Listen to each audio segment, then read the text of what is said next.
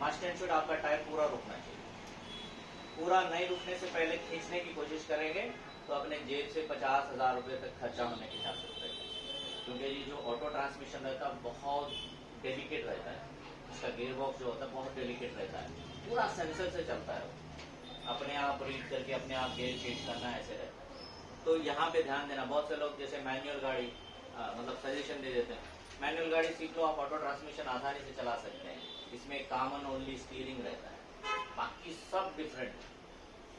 और auto transmission सीखने के बाद मैनुअल भी नहीं चला सकते, फिर इसका डिफरेंट है। यहाँ का जो एक्सीलेटर काम कर रहा है, यहाँ के एक्सीलेटर में फर्क होता है, इसका काम करने का तरीका, इसका काम करने का तरीका टोटल डिफरेंट है। और यहाँ पे गाड़ी दब के निकलती है, यहाँ पे गाड़ी जंप कर देती है, तो टोटल दोनों का डिफरेंट है।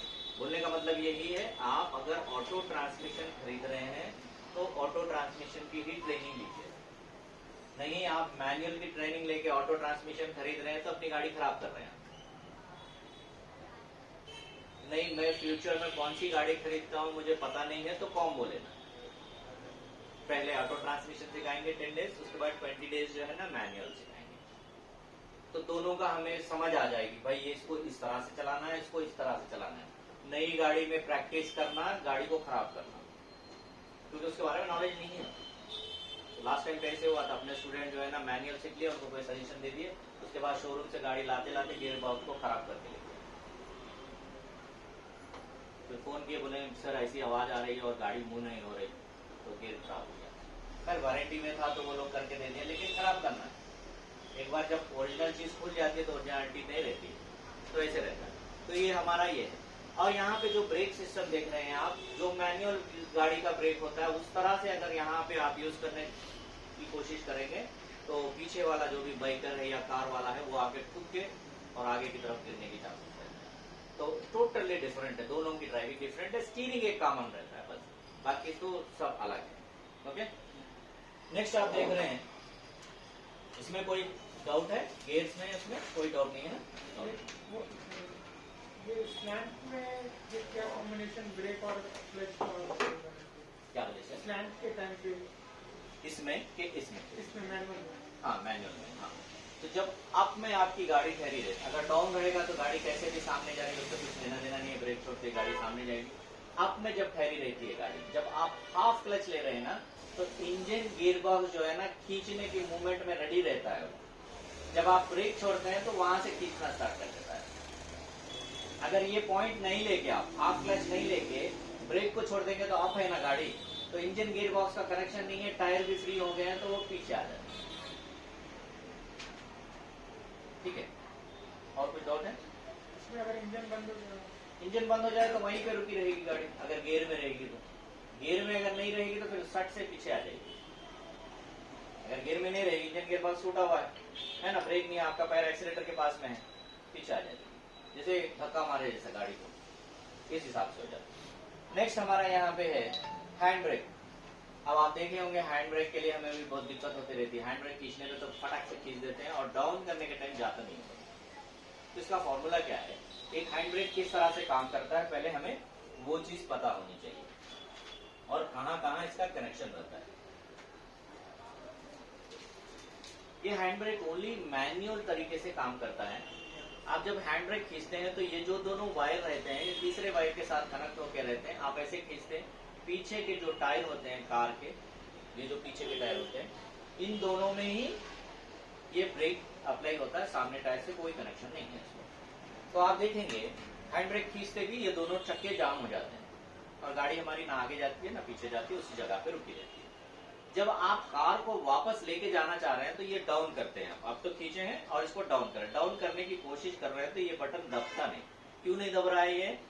ये जो वायर है इसका प्रेशर इस बटन पे, मतलब ये हैंड ब्रेक पे, तो इसे हम वहां से ही बटन दबा के नीचे करने की कोशिश नहीं करना है, बटन को दबाए रख के एक स्टेप और ऊपर खींचने की कोशिश करना। जब ये ठग से अंदर चला जाएगा उसके बाद गेट डाउन करना, बटन को दबा के रख के नीचे की तरफ नहीं, एक स्टेप ऊपर करने की कोशिश करेंगे तब बटन अंदर जाएगा। उसके बाद उसको पूरा नीचे तक डाउन करना है। अगर इसको आप पूरा नीचे तक डाउन नहीं करोगे तो ये राइट कॉर्नर में जो लाइट जल रही है लो brake light and hand brake indication. जो हैंड ब्रेक इंडिकेशन है वो लाइट वाली, वो आपको डैशबोर्ड में जलती रहेगी। ओके, और इसको आप डाउन करके ही चलाना है। अगर आप करके चलाएंगे, ऊपर की तरफ रख के, वो लाइट जल रही है, फिर भी भूल के आप गाड़ी चला रहे हैं, थोड़े देर बाद यानी 5 से 10 मिनट बाद ये दोनों टायर से आग निकलना स्टार्ट हो जाएगी। टायर क्यों? ये ब्रेक जाम है यहाँ पे, और गाड़ी को आप जबरदस्ती खींच रहे हैं। इंजन की कैपेसिटी ज्यादा रहती है, वो खींचते ले जाएगा, घुमाएगा, जबरदस्ती इसको टायर को घुमाते हुए लेके जाएगा। लेकिन थोड़ा दूर जाने के बाद इससे आग निकलना स्टार्ट होगी और आपको नहीं पता चलेगा। क्यों नहीं पता चलेगा? आपकी गाड़ी का सामने जाती रहेगी और एयर फ्लो ऐसे रहेगा, आग पीछे की तरफ रहेगी। जब तक आपको ओवरटेक करके कोई आके ना बोले भाई पीछे आग लगी है, तब तक नहीं पता चलेगा। और आग भयंकर आग हो सकती है। कैसे? आप देखेंगे अपनी कार में जो डीजल फिल करते हैं, पेट्रोल फिल करते हैं, टायर के एकदम ऊपर रहता है, और आप टायर के बीच से ऐसे देखेंगे तो एक पाइप लगा रहता है ऐसे फ्लैग वाला। वो क्या है? यहाँ डालेंगे तो वो पाइप के जरिए टैंक में जा रहा है।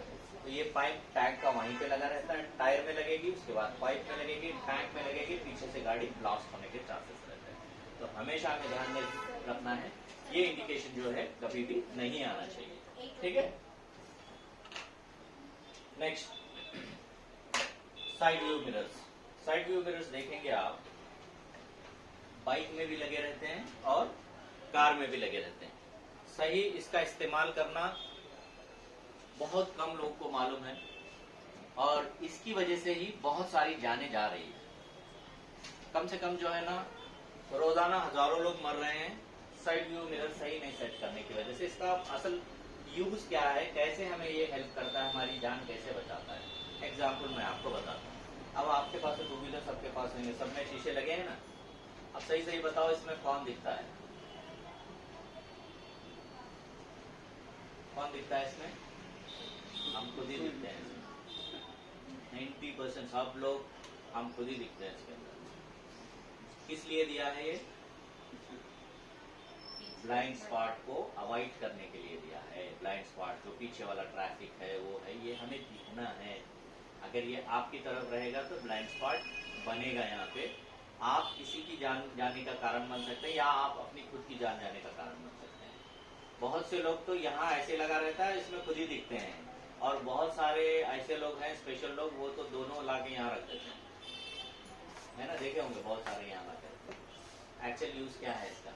अब फॉर एग्जाम्पल आप देखेंगे, एक टू व्हीलर को हम ड्राइव कर रहे हैं, ये हमारी टू व्हीलर के शीशे लगे हैं, ठीक है।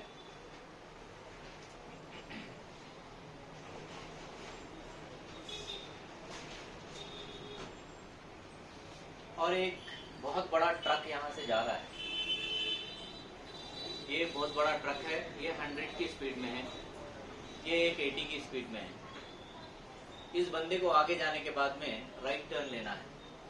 अब आप लोग बताइए, इस बंदे को इसकी एक्टिविटी किस तरह से पता चलेगी, या इस बंदे को इसकी एक्टिविटी किस तरह से पता चलेगी?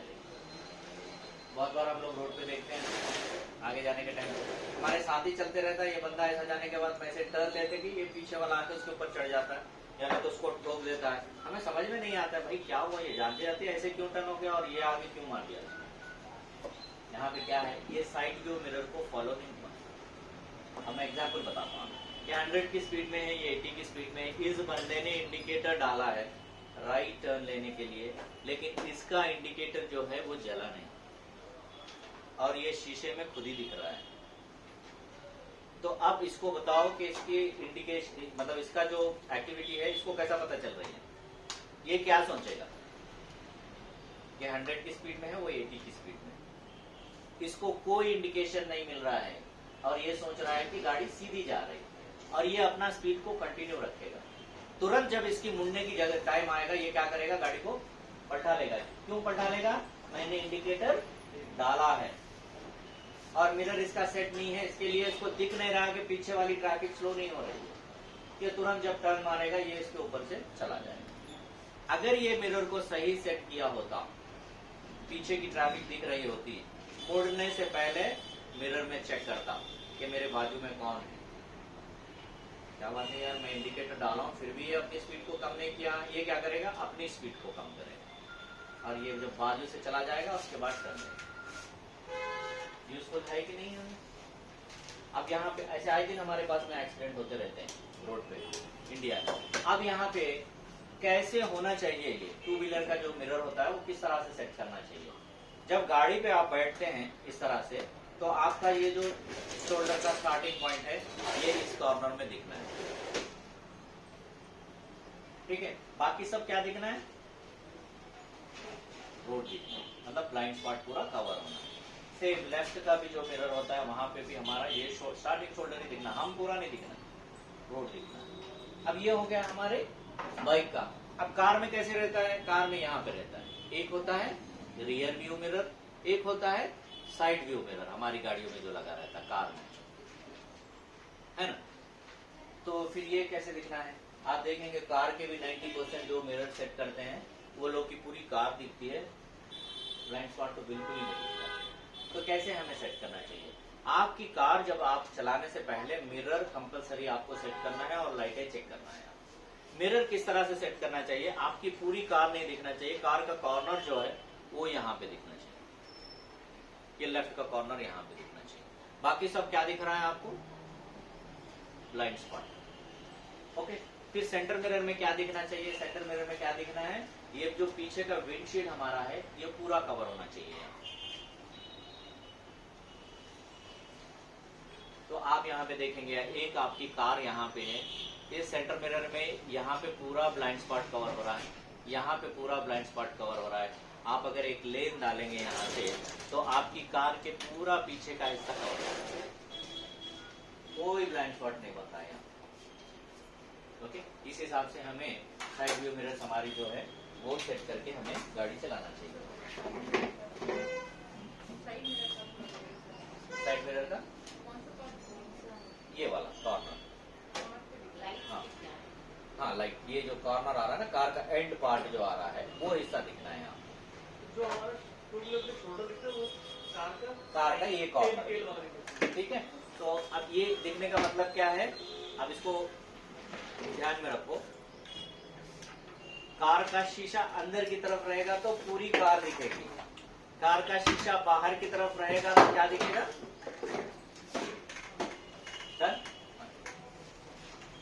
एक और यहाँ पे देखेंगे हम, हमें पता नहीं रहता, हम सिग्नल के पास रुके रहते हैं, ये हमारा सिग्नल है, ठीक है, और यहाँ पे कैम्प्स लगे रहते हैं, है ना।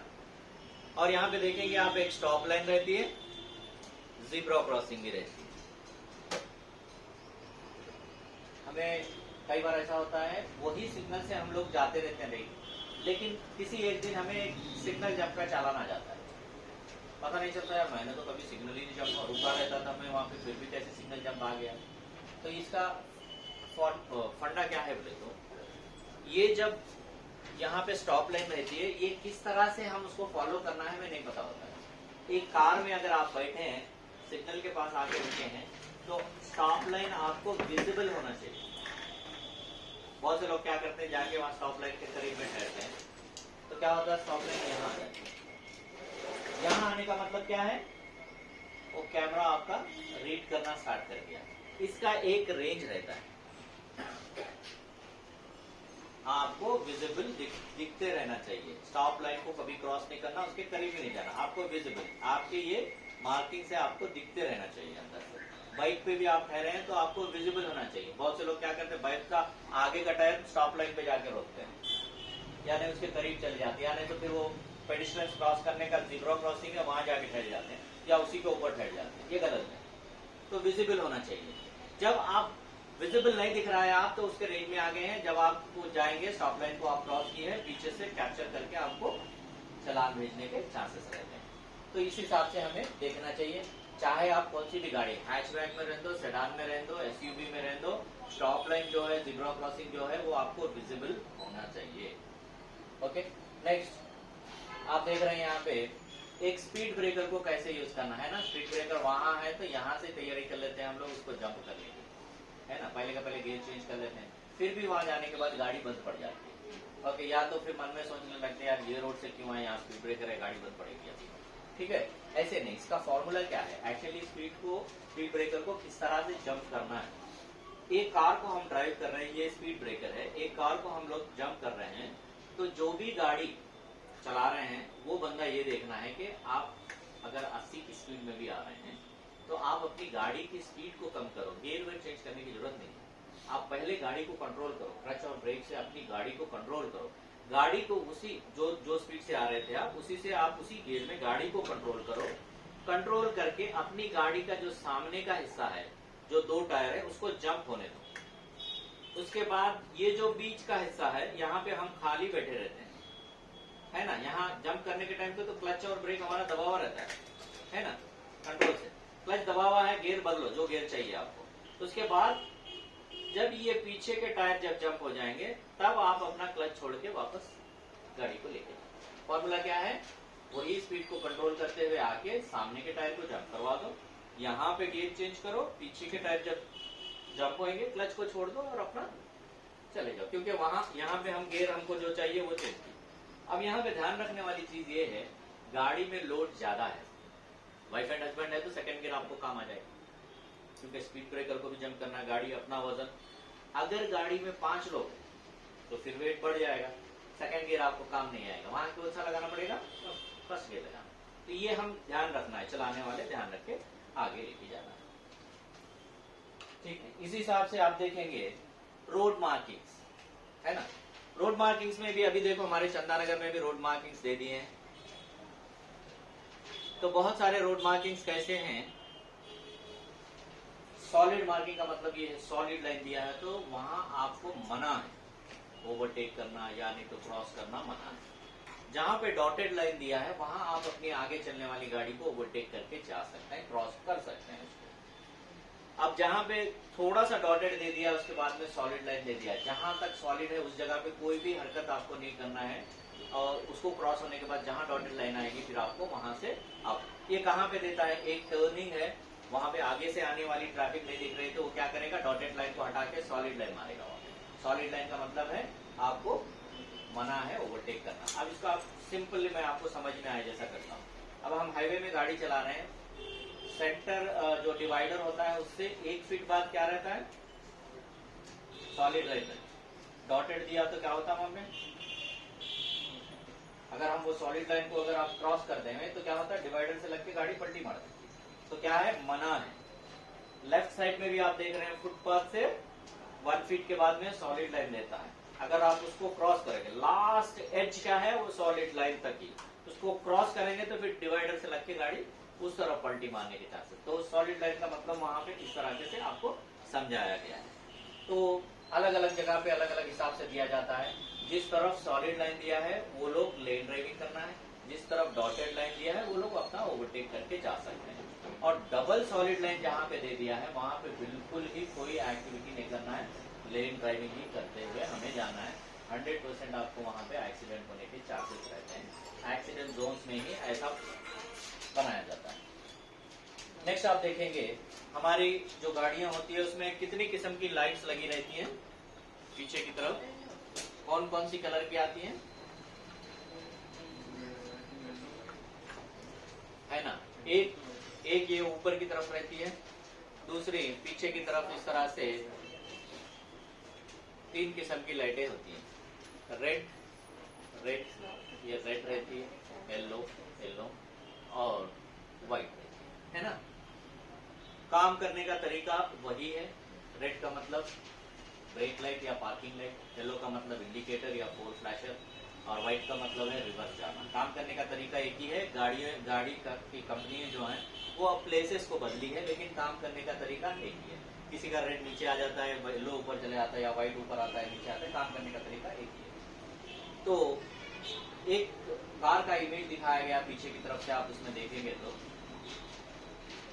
पहले ये लाइट नहीं आती थी, इसको थर्ड ब्रेक लाइट बोलते हैं। पहले ये नहीं आती थी गाड़ियों में, ये लाइट आने से पहले पीछे से गाड़ियां बहुत ठुकती थी। जब से ये थर्ड ब्रेक लाइट आई है तब से पीछे से गाड़ियों का टूटना कम हो गया। वो कैसे, मान लो ये लाइट नहीं है, अगर एक रेड लाइट अगर नहीं जल रही है तो इसका मतलब क्या है, आगे से क्या जा रहा है। हाईवेज में क्या होता था, अंधेरा रहता था, हाईवेज में स्ट्रीट लाइट्स नहीं रहती, तो अंधेरे में एक गाड़ी जा रही है सामने से, जिसकी ब्रेक लाइट एक नहीं जल रही है। रात में अगर गाड़ी चलती है तो आगे क्या दिखते हैं आपको? 2 रेड लाइट दिखते हैं। तो हम आइडेंटिफाई कर सकते हैं कि भाई आगे कार जा रही है। अगर एक लाइट नहीं आ रही तो आप क्या आइडेंटिफाई करेंगे उसको? बाइक जा रही है। अच्छा, इधर से जा रही है ना, मैं इधर से निकल जाऊंगा, बल्कि जब कट करते हैं तो सामने जाते ही कार रहती है, कार का एक्सीडेंट हो जाता है। तो जब से ये थर्ड ब्रेक लाइट आई है तो हाइट में रहती है, एक नीचे रहती है, तो आइडेंटिफाई कर सकते हैं और एक्सीडेंट्स भी रुक गए हैं कि नहीं ये बाइक नहीं है, ये कार है। तब से ये थर्ड ब्रेक आना स्टार्ट हो गई, लाइट आना स्टार्ट हो गई। तो हम जब घर से बाहर निकल रहे हैं, दिन में अगर आपकी गाड़ी चला रहे हैं आप, तो आगे वाला रुक रहा है करके हमें कैसा पता चलता है? आगे वाला ब्रेक मारा है या रुक रहा है, वो कैसे पता चलता है हमें? गाड़ी को देख के तो नहीं पहचान सकते हैं ना, वो चल रही है कि रुक रही है। कैसे पता चलता है? ब्रेक लाइट जलने पे ही पता चलता है इसने ब्रेक लगाया है कि नहीं? आप भी अगर ब्रेक लगा रहे हैं तो आपके पीछे वाले को पता चलना बोले तो आपकी गाड़ी की भी लाइटें जलनी चाहिए। तो गाड़ी बाहर निकालने से पहले हमें ब्रेक लाइट्स कंपलसरी चेक करना है। अगर आपके घर में कोई फैमिली मेंबर है, गाड़ी का स्विच ऑन करो, ब्रेक दबाओ, पीछे लाइट डार्क होनी चाहिए, ब्रेक छोड़ते ही चली जानी चाहिए। राइट इंडिकेटर डालो, फ्लैश होना चाहिए लाइट, लेफ्ट इंडिकेटर डालो, फ्लैश होना चाहिए। ओके, इसी हिसाब से पार्किंग ऑन करने पे 2 डिम रेड कलर की लाइट आनी चाहिए, ब्रेक करने पे वो डार्क होनी चाहिए। नाइट में जब चलाते हैं हम लोग, पार्किंग ऑन करते हैं तो 2 डिम लाइट आती है, रेड लाइट, और जब ब्रेक करते हैं तो वही लाइट फिर डार्क होती है। इस तरह से हम चेक करके हमारी गाड़ी को बाहर निकालना, वरना आप ब्रेक कर रहे हैं कि चल रहे हैं कि रुके हैं नहीं पता हो कि पीछे से गाड़ी का एक्सीडेंट करने के चांसेस रहते हैं। ठीक है, नेक्स्ट आप देख रहे हैं कि ड्राइविंग टेस्ट देने के लिए जब जाते हैं तो बहुत से लोग लेफ्ट राइट की टर्निंग में थोड़ा सा डाउट रह के फेल हो जाते हैं। तो इसका हम आज क्लियर कर लेंगे। ये एक टर्निंग है, ठीक है। यहाँ पे आप देख रहे हैं मेरी गाड़ी यहाँ पे, ठीक है। अब मैं इसको गाड़ी स्टार्ट कर दिया हूँ, फर्स्ट गियर लगाया हूँ और मुझे जाना है इस तरफ। ओके, यहाँ से गाड़ी चल रही है, मैं स्टीयरिंग किस तरफ घुमाना है? राइट को। यहाँ पे गाड़ी पहुंच गई, ठीक है। अब देखो यहाँ पे कौन सा गियर लगाया हूँ मैं, और अब मैं यहाँ पे हूँ, ठीक है। अब मेरी गाड़ी का इंजन ऑन है, मैंने रिवर्स गियर लगाया है और मेरी गाड़ी इस तरफ जाना है, तो मैं स्टीयरिंग को किस तरफ घुमाना है?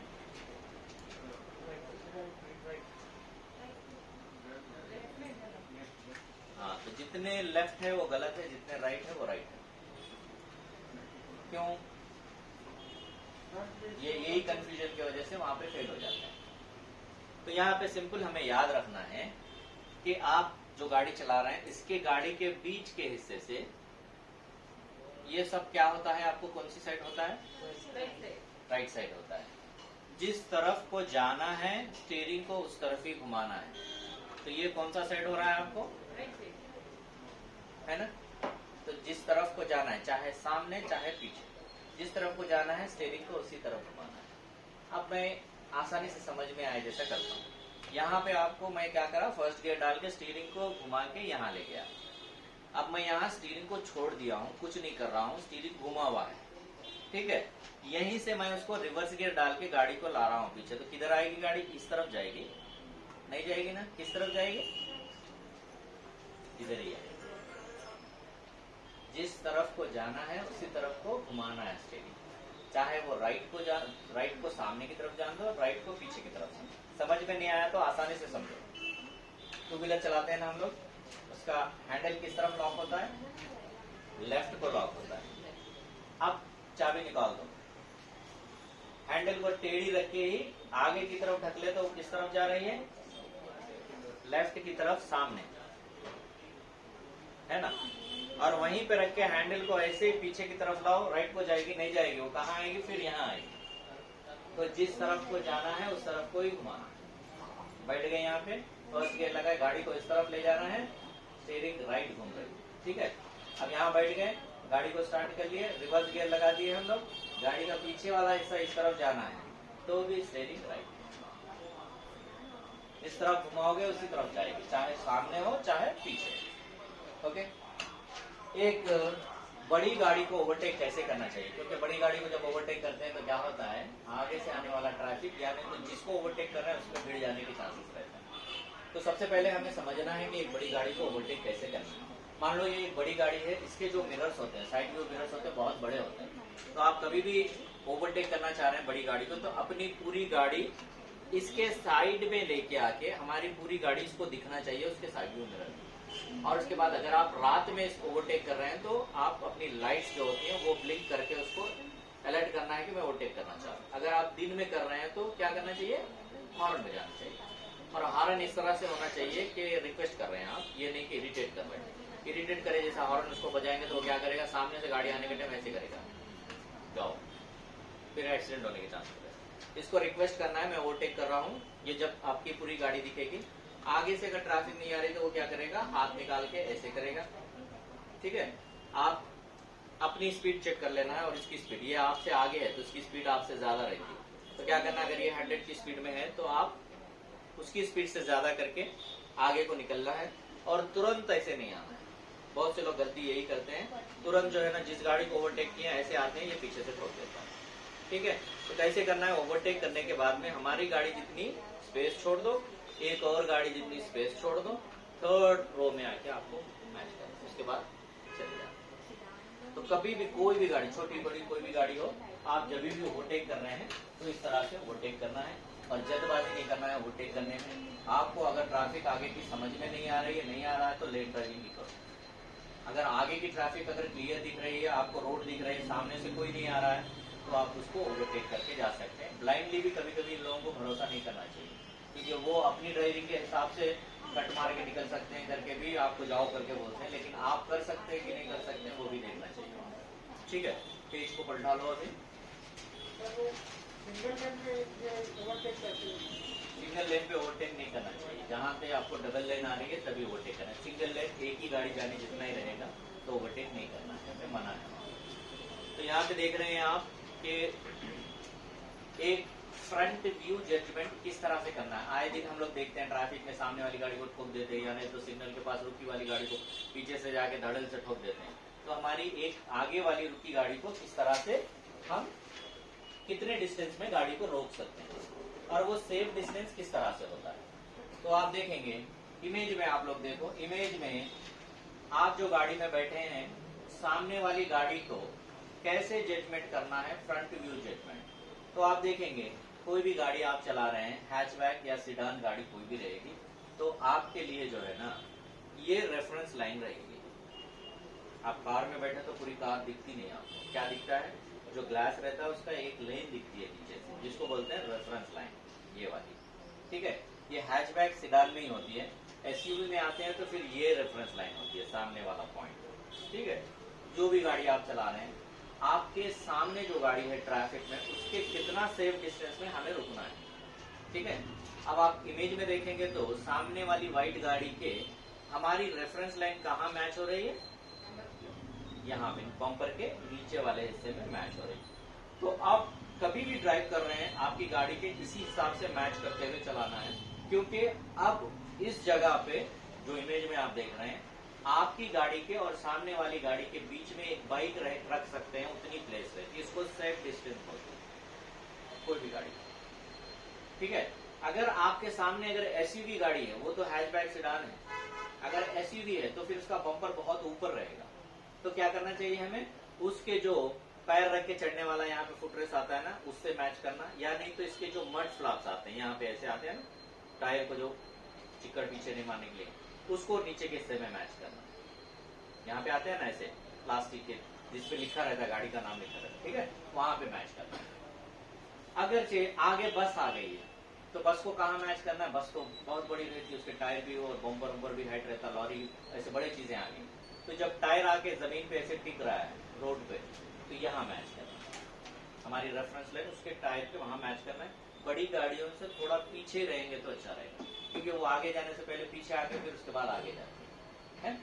ये चीज है, ये है फ्रंट व्यू जजमेंट, कोई भी गाड़ी का फ्रंट व्यू। अगर आपके सामने अगर कोई बाइक आ गई है तो बाइक को कैसे डिस्टेंस मेंटेन करेंगे, बाइक का पीछे के हिस्से में, नंबर प्लेट के पीछे से में एक ऐसा प्लास्टिक का आपका एक मड फ्लॉप आता है, उसके लास्ट कॉर्नर को मैच करना है, फिर ये सेफ डिस्टेंस हो जाता है। नेक्स्ट इमेज में आप देख रहे हैं vehicle to vehicle distance. Vehicle to vehicle distance का मतलब ये है ट्रैफिक में हम जब दो गाड़ियां चला रहे हैं तो ये दो गाड़ियों के बीच में डिस्टेंस कितना होना चाहिए। हमें डर होते रहता है कि कहीं गाड़ी इधर लड़ ना जाए, है ना, ऐसे लड़ ना जाए। तो इसको कैसे हम समझना है। इमेज में आप देखेंगे दो कारें हैं, आपकी कार के बाजू से बाहर का हिस्सा दिख रहा है ना, तो जहां पे लेफ्ट वाला बंदा ऐसे हाथ रख के बैठता है, ग्लास जहां पे एंड होता है डोर का, जो नीचे एक लेन बन रही है ना, आप देखें नीचे वो लेन से आपको क्या दिख रहा है, बाहर की गाड़ी का कौन सा वाला हिस्सा दिख रहा है, ये वाला हिस्सा दिख रहा है, ये वाला पार्ट दिख रहा है। कहाँ? साइड व्यू में, है ना। अब आपकी गाड़ी का बाजू वाली गाड़ी के बीच से दो लोग चल के जा सकते हैं, इतना सेफ डिस्टेंस है। तो लास्ट है वो, इससे ज्यादा आगे नहीं हटना, फिर गाड़ी लड़ जाएगी, क्योंकि आपका भी मिरर बाहर निकला रहता है, ये दोनों मिरर से मिरर लड़ जाएंगे। तो लास्ट कैसे, आपका जो ये रेफरेंस लाइन है लेफ्ट साइड के डोर की, वो बाजू वाले गाड़ी की ये मिरर का पॉइंट दिखना चाहिए। अब यहाँ पे समझने वाली ये बात है कि इस गाड़ी की इस लाइन से इसका मिरर दिख रहा है, सेफ डिस्टेंस है, दो लोग चल के जा रहे हैं। अगर मेरी गाड़ी करीब जा रही है तो क्या होगा, वो भी दिखना बंद हो जाएगा, करीब चले जाएंगे। अगर मेरी गाड़ी इस तरफ को बढ़ रही है तो क्या होगा, गाड़ी के ज्यादा पार्ट दिखना स्टार्ट हो जाएंगे। तो अगर आपको कोई दिक्कत हो रही है कि भाई मैं ये लेन से ड्राइव नहीं कर सक रहा हूं, तो क्या करना है, आपकी गाड़ी राइट को हटा लेना है। राइट को हटाएंगे तो क्या दिखेगा, हैंडल दिखेगा, और थोड़ा इधर हटेंगे तो यहाँ बीडिंग आती वो दिखेगी, और थोड़ा हटेंगे तो पूरी गाड़ी दिखेगी। तो सेफ डिस्टेंस को इस तरह से हम सेट करते हुए आगे बढ़ना है। नेक्स्ट आप देखेंगे यहाँ पे ज्यादा करके कार तो कार समझ में आ गया। हाँ। साइड में पेडेस्ट्रियन या कभी बच्चे होते हैं, हाँ जी, वो जजमेंट कैसे लेना? अब बच्चे हैं तो बच्चों को क्या करना है बोले तो दिखते नहीं बोले। अगर आपको पता चल रहा है कि बच्चे हैं तो आप राइट में ही हट के चलना है। अगर नहीं, आपके बाजू में अगर बाइक आ गई है, बाइक आ गई तो हैंडल का जो लास्ट कॉर्नर रहता है वो दिखना चाहिए। अगर आपके बाजू में एसयूवी गाड़ी अगर आ गई है तो एसयूवी का तो ये मिरर ऊपर रहेगा, टायर दिखना चाहिए। ये जो कॉर्नर होता है ना एसयूवी गाड़ी का, जहाँ पे टायर के ऊपर ये जो कॉर्नर आता है, ये दिखना चाहिए। अगर आपके बाजू में बस या लॉरी आ गई है तो उसका क्या दिखना चाहिए, आधा टायर दिखना चाहिए, क्योंकि हमसे हाइट रहती है। ओके, ये हिसाब से हम आगे चलना है। और एक चीज देखेंगे आप, 90% कार का जो एक्सीडेंट्स होते हैं या कार्स को आप देखेंगे तो ज्यादा डेंट्स यहाँ लगे रहते हैं, टायर के ऊपर के हिस्से में लगे रहते हैं डेंट्स, इसी जगह पे। इसका रीजन क्या है, थर्ड इमेज में आपको बता रहा है। देखो, यू टर्निंग करने के टाइम पे विजन डिस्टर्ब होने की वजह से होता है वो। अब यहाँ पे ये देख रहे हैं ना, ये ए पिलर है, ये बी पिलर है। हम टर्निंग मारने के टाइम पे ये पिलर जैसे इमेज में डिस्टर्ब कर रहा है ना, वो बीच में आके इसी तरीके से डिस्टर्ब करता है। तो इसको अवॉइड कैसे करना है, तो टर्न लेने से पहले आप देखे होंगे, टर्न लेने से पहले अपने यहाँ पे इंडिया में क्या है, वो रोड के कॉर्नर पे ही आके ठहरा रहेगा वहाँ पे बंदा, है ना, वहीं पे फोन बात करते रहेगा। यानी तो वो जैसे फ्रूट्स वगैरह बेचने वाले भी वो कॉर्नर पे रख के जो है ना, वो लोग एकदम रोड पे कॉर्नर टर्न होने की जगह पे बेचते रहते हैं। तो हम टर्न लेने के टाइम पे क्या होता है, ये डिस्टर्ब होने की वजह से वो स्पॉट पे कौन है दिखता नहीं है। अब इमेज में देखो आप, सामने से अगर बाइक वाला आ रहा है तो आपको दिखेगा, वो करेक्ट तो पिलर के ऑपोजिट से कौन आ रहा है दिख रहा है। तो कैसे आगे वाला क्या सोचेगा, इतना बड़ा विंडशील्ड है इसको, मैं तो दिख रहा हूँ उसको। ब्लाइंड स्पॉट की वजह से वो आपको दिख नहीं रहा है, आप ब्लाइंडली चले जाएंगे, कोई नहीं आ रहा है करके, और वो उधर से मैं दिख रहा हूँ करके आ जाएगा। क्या होता है, वो उधर से आ रहा है, आप इधर से जा रहे हैं, यहाँ से सीधे यहाँ पे टच होके जो है ना, गाड़ी गिर जाने के चांसेस रहते हैं, उनका एक्सीडेंट होने का। और टर्न लेने के टाइम पे क्या होता है, यहाँ पे लग के गिर जाने के चांसेस रहते हैं, या पेडिस्टेंस रहना और कोई भी धंधा इस हिसाब से रहता है। और left hand side judgement, fourth image में आपको बता रहा है कि लेफ्ट हैंड साइड जजमेंट किस तरह से करना है। अब ये इमेज में आप देख रहे हैं, फिर वही हमारी रेफरेंस लाइन रहेगी, यही ये रेफरेंस लाइन में आप देखो वो बंदे कहाँ दिख रहे हैं, सामने एक फैमिली जा रही है ना, कहाँ दिख रहे हैं, ये आपके जो रेफरेंस लाइन के सेंटर पार्ट में दिख रहे हैं। तो ऐसे ही आप चले जाएंगे तो वो लोग को कौन सा पार्ट लगेगा अपनी गाड़ी का, सेंटर से इस तरफ का पार्ट लगेगा। तो ये पार्ट को हम क्या करना है, उनके ऊपर से हटाना है। हटाने का मतलब ये है कि ये जो हिस्सा है उनको बाहर लाना है, मतलब इनको यहाँ से बाहर लाना। बाहर लाने का मतलब क्या है, देख लेना है कि हमारी रेफरेंस लाइन में वो लोग कहाँ दिख रहे हैं यहाँ पे, तो इनको बाहर निकालना। बाहर निकालना है तो साइड में कर देना है।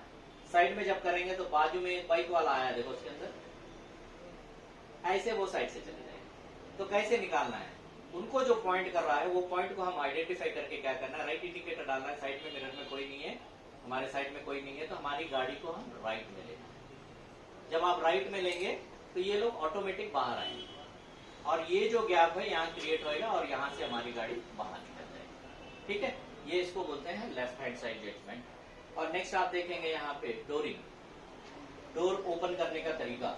अगर डोर ओपन करने का तरीका अगर आप गलत ओपन करेंगे तो डोर टच हो जाएगा। यहाँ डोर ओपन करने का तरीका क्या है, फर्स्ट स्टेप सेकंड स्टेप रहता है। फर्स्ट स्टेप में अगर आप उतरने की कोशिश हमेशा करना चाहिए, सेकंड स्टेप से हम बाहर निकलने के लिए नहीं है। तो डोर खोलने का तरीका क्या है, हमें यहाँ पे राइट हैंड से होल्ड करना है, लेफ्ट हैंड से खोलना है, क्योंकि डोर जब खोलते हैं तो भाग जाता है बाहर। तो वो अगर एकदम से बाहर चला जाएगा, किसी को लग जाएगा, वो बंदा गिर जाएगा, उसके ऊपर से गाड़ी चलेगी। जो डोर खोला है उसके ऊपर डोरिंग केस होता है और अंदर डालने की चांसेस, अगर जान चली गई तो फिर वो मर्डर केस है। तो खोलने का तरीका क्या है, राइट हैंड से होल्ड करो, लेफ्ट हैंड से खोलो। तो 90 डिग्री से हम लोग ऐसे घूमे रहेंगे ना तो पीछे दिखेगा आपको, पीछे का शीशा, ये जो शीशा आता है इससे आपको दिखेगा कि पीछे से कौन आ रहा है। यहाँ से भी दिखेगा कौन आ रहा है, यहाँ पे भी दिखेगा कौन आ रहा है। अगर कोई नहीं आ रहा है तो आपको फर्स्ट स्टेप खोल के पहले ऐसे क्रॉस उसमें से बाहर निकल के साइड में हटने के बाद डोर क्रॉस करके बाहर निकलना है। ये नहीं कि पूरा डोर खोल के उतरना है, हमेशा फर्स्ट स्टेप से ही हमें बाहर निकलना है। सेकंड स्टेप जो 90 डिग्री का दिया है, कार के अंदर की सीट बाहर निकालने के लिए दिया है, हमारे लिए नहीं। कार में बैठने का भी तरीका क्या है, पहले बैठो उसके बाद पैर अंदर रखो। हम लोग पहले पैर रखते उसके बाद में बैठते, वैसे तरीका बैठने का उतरने का भी तरीका उसमें बताया गया है। नेक्स्ट आप देखेंगे कि लिफ्ट देना मना है, कानूनन जुर्म है। इसका सेक्शन है 66/192 सेक्शन है, लिफ्ट देना मना है। कभी भी हम किसी को भी लिफ्ट नहीं देना है, लिफ्ट देना कानूनन जुर्म है, क्योंकि इसमें बहुत 155 रीजंस बताया गया है। टू व्हीलर का जब एक्सीडेंट होता है, पीछे जिसको लिफ्ट दी है वो मर जाता है, बस चलाने वाला बच जाता है, क्योंकि हैंडल उसके हाथ में रहती है, उसको थोड़ा फोर्स लेके बच जाता है। लेकिन जब लगती है तो ये उछल के गिर जाता है, इसको कुछ नहीं रहता, उसके ऊपर से गाड़ी चलेगी। तो रीजन यही है कि उसके फैमिली मेंबर को बुलाते हैं, बोलते हैं कि भाई क्या हुआ, ऐसे ऐसे हो गया। उसको देखते हैं जो लिफ्ट दिया, बोलते हैं उसको भाई ये हमारा रिश्तेदार नहीं है, ये जो मरा है उसका फ्रेंड भी नहीं है, ये कोई एक्सीडेंट नहीं है, मर्डर है। प्रूफ नहीं कर सकते। और जिसको लिफ्ट नहीं है, आगे जाने के बाद कोई चेकिंग चलेगी, उसको पकड़ लिए हैं, उसके बाद वेपन्स निकले या नहीं और कोई ब्राउन शुगर ऐसा कुछ भी निकला, तो आप प्रूफ कर सकते हैं, पुलिस वाले आपको छोड़ेंगे नहीं छोड़ेंगे। तो इसके लिए लिफ्ट देना मना है। लिफ्ट कब देना है, मेडिकल इमरजेंसी, रोड एक्सीडेंट हुआ है, क्योंकि अभी इंडियन गवर्नमेंट भी एक रूल लेके आई है कि जब रोड एक्सीडेंट होता है, रोड एक्सीडेंट में क्या है, एक्सीडेंट होने के टाइम से लेके 1 आवर, इसको गोल्डन आवर बोलते हैं, अगर इस बीच में उसको हॉस्पिटलाइज कर दिए तो उसकी जान बचा सकते हैं। तो ये आप प्रूफ कर सकते हैं वहाँ पे कि भाई रोड एक्सीडेंट हुआ ऐसा। तो हमें हमारी गाड़ी में भी फर्स्ट एड किट रखना चाहिए, क्योंकि कभी भी रोड पे किसी का एक्सीडेंट हुआ, पहले ब्लीडिंग को रोकना, पहले ब्लीडिंग को रोकना। तो इस हिसाब से फर्स्ट एड किट हमारे पास में होनी चाहिए। हाँ, हमको भी हो सकता है या और किसी को भी हो सकता है, किट अगर हमारे पास में रहेगी तो उसकी जान बचा सकते हैं। इस हिसाब से हम कर सकते हैं। नेक्स्ट साइड, हम लोग रोड पे जब चलते हैं तो हमें साइड में माइलस्टोन दिखते रहते हैं ना। माइलस्टोन्स में आप देखेंगे तो बहुत सारे में ऊपर कलर चेंज होते रहता है, नीचे नहीं होते रहता। अगर आप GPRS को लगा के चले जाएंगे, आधे रास्ते जाने के बाद वो छोड़ जाता है, फिर उसके बाद किधर जाना समझ में नहीं आता। और ऐसे स्टेट में चले जाएं जहाँ पे हमें लैंग्वेज नहीं आती, कॉमन लैंग्वेज इंग्लिश बात करने की भी कोशिश करेंगे तो वहाँ पे क्या होता है, उनको आती नहीं, उनकी भाषा हमें समझ में नहीं आती, कुछ भी बोलेंगे तो ऐसे ऐसे बोलते रहते हैं, वो फिर हमें दिक्कत हो जाती है। तो एक माइलस्टोन को देख के हम कैसे आगे बढ़ सकते हैं, आगे जाने के बाद क्या रहता है वो कैसे पता चलेगा। अब माइलस्टोन ले, हम एक रोड पे बाहर निकले हैं, आगे जाने के बाद में हमें एक माइलस्टोन मिला है रोड पे, जो कि हमें इंडिकेट कर रहा है नेशनल हाईवे पे हम ड्राइव कर रहे हैं, है ना। ऐसे आगे चले गए हैं और ऊपर ग्रीन और नीचे व्हाइट, नीचे व्हाइट ही रहता है, ऊपर ही चेंज होता रहता है। तो वहाँ पे हम एक स्टेट हाईवे पे ड्राइव कर रहे हैं और इसी हिसाब से ब्लू, ब्लैक और व्हाइट रहता है। आगे जाने के बाद में यही जो है ना कलर चेंज हो जाता है, ऑरेंज और व्हाइट हो जाता है। अब यहीं पे प्रॉब्लम आ रही है कि हम बहुत दूर से सफर करते हुए वहाँ पे आ रहे हैं, अब ये ऑरेंज कलर का माइलस्टोन दिख रहा है, हमारी गाड़ी में डीजल खत्म हो रहा है, पेट्रोल नहीं है, यानी तो बच्चे लोग सता रहे हैं, खाना चाहिए, पानी खत्म हो गया, क्या आगे जानी चाहिए हमें कि नहीं जानी चाहिए? अगर आगे चले जाओगे तो क्या होगा, रूरल एरिया रहेगा, वहाँ पे पेट्रोल पंप नहीं रहेगा, फूड के लिए कोई फैसिलिटी नहीं रहेगी, वाटर नहीं रहेगा, फिर गाड़ी रास्ते में रुक जाएगी, उसके बाद क्या होगा हमें फिर वहाँ से लिफ्ट पकड़ के, डब्बा पकड़ के, फिर वापस आके, बहुत बार देखते हैं ना हम लोग फैमिली को रोड पे बिठा के आते हैं, ऐसे नहीं होना चाहिए। तो हमें ये ध्यान रखना चाहिए, अगर ऑरेंज कलर का आपको दिख गया तो वहां से क्या कर रहे हैं आप, यू टर्न मार रहे हैं, किस तरफ वापस आ रहे हैं आप, सिटी की तरफ आ रहे हैं, और सिटी की तरफ आके जो भी है अपना फिल करके फिर देन रिटर्न हम लोग जा रहे हैं। लास्ट एंड फाइनल आप देख रहे हैं यहाँ पे एक राइट टर्न हम लोग अच्छा करते हैं, लेकिन लेफ्ट टर्न करने के टाइम पे डर लगने लगता है ना। लेफ्ट टर्न करने के टाइम पे डर इसलिए लगने लगता है कि हमें वो सही फॉर्मूला नहीं पता होने की वजह से डर लगने लगता है। अब यहाँ पे आप देख रहे हैं कि एक ये 4 वेज है, यहाँ पे हम कार को इस तरफ से जब लेके यहाँ पे आएंगे, आसानी से टर्न कर रहे हैं। क्यों टर्न कर रहे हैं, राइट का हिस्सा हमें दिख रहा है, और कीप ऑलवेज लेफ्ट, हमेशा हमें लेफ्ट में ही होना चाहिए। टर्न करने के बाद भी हम लेफ्ट में ही होके टर्न होना है, क्योंकि राइट से जो ट्रैफिक आ रही है उनको रास्ता देना है, उनके रास्ते में हम नहीं जाना है। तो ये तो हम यहाँ से देख के आसानी से टर्न कर ले रहे हैं, लेकिन जब लेफ्ट वाली बारी आती है तो क्या करते हैं हम लोग, या तो आगे जाके कर देते हैं, या नहीं तो शॉर्ट टर्न करने की वजह से लेफ्ट का टायर इसके ऊपर से लग जाता है, या नहीं तो इसके ऊपर से चला जाता है। तो इसका फॉर्मूला हमें समझना चाहिए। अब यहाँ पे सही तरीके का आप कोई भी गाड़ी देखेंगे, दोनों डोर के बीच में जो सेंटर आता है दोनों गाड़ियों का सेम है, ना आगे है ना पीछे। कोई भी कितनी भी बड़ी गाड़ी रहे तो इसका ये दोनों टायर के बीच में ही सेंटर रहता है, सेंटर पिलर जो आता है, कोई भी गाड़ी रहे। तो यहाँ पे समझना ये है कि जब ये गाड़ी यहाँ पे पहुंच रही है, टर्न कब लेना है। ये जो फुटपाथ रहता है ना, फुटपाथ का लास्ट एंड रहता है ना, ये आके मैच होना है हमें राइट शोल्डर में, तब हम यहाँ से टर्न ले रहे हैं, यहाँ आ जा रहे हैं, ठीक है। अब यहाँ पे लेफ्ट का लेने के टाइम पे एक स्टेप ज्यादा करना है। यहाँ पे क्या एक स्टेप ज्यादा करना है, यहाँ आपकी गाड़ी चलते हुए आ रही है, तो ये जो डिस्टेंस है आपका लेफ्ट टायर का और ये एड्ज का जो डिस्टेंस है, इसको बढ़ाना है। क्यों बढ़ाना है, जब टर्न मारेंगे आप, लेफ्ट टायर आपका यहाँ से जाएगा, ओके, यहाँ से इस तरह से टर्न मार के अपनी साइड में जा सकते हैं। तो ये नहीं पता होने की वजह से यहाँ पे अब बड़ी गाड़ियों को देखे होंगे, वो एक राइट टर्न मारना है तो थोड़ा सा लेफ्ट में आके फिर बाद में राइट टर्न मारता है। तो क्या कर रहा है, वो डिवाइडर से अपने गैप को पीछे के टायर के ज्यादा कर रहा है। इस हिसाब से हमें आगे जाना चाहिए। और दूसरी चीज ये है, नीचे जाने के बाद में आपको मैकेनिज्म